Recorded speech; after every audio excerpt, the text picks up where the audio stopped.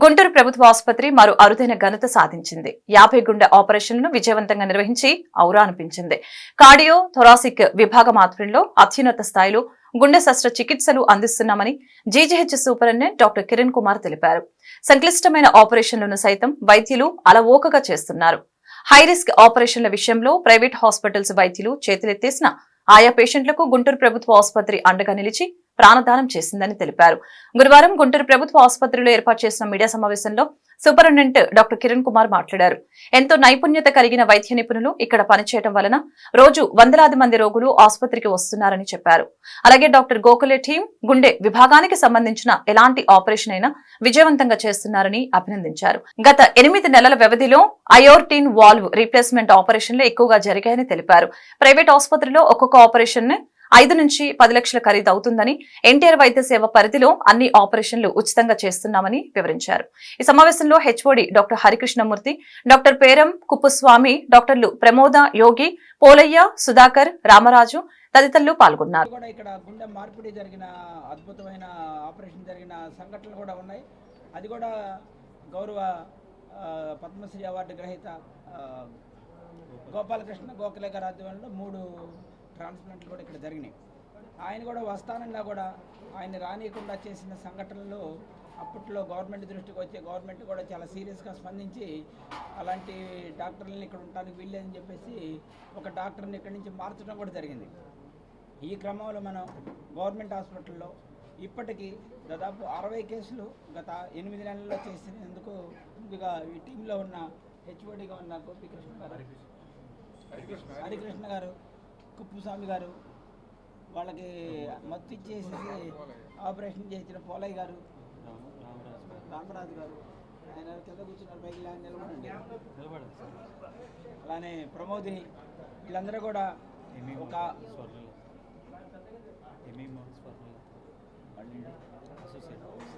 So వీళ్ళందరూ కూడా నిబద్ధతగా పనిచేసి ఒక టీమ్ స్పిరిట్తో గోపాలకృష్ణ గారి ఆధ్వర్యంలో ఇవాళ జరిగినాయి.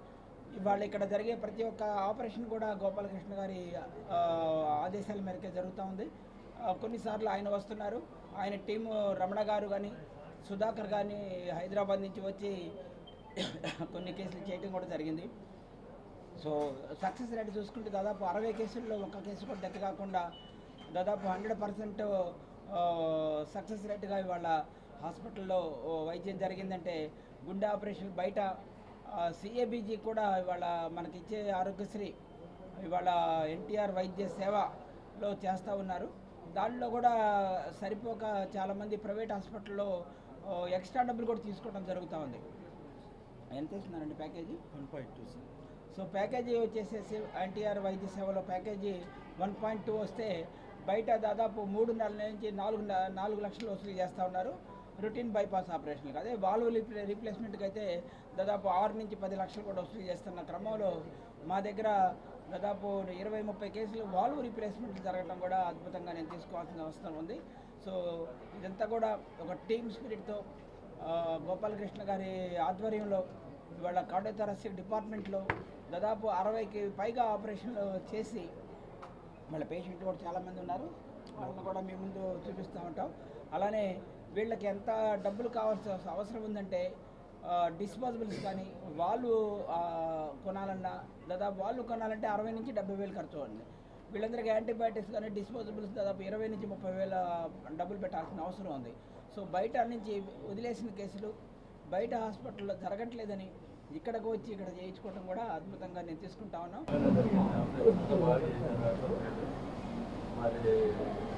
బయట చేయించుకుంటే దగ్గర 5-6 లక్షలు అవుతాయన్నారు.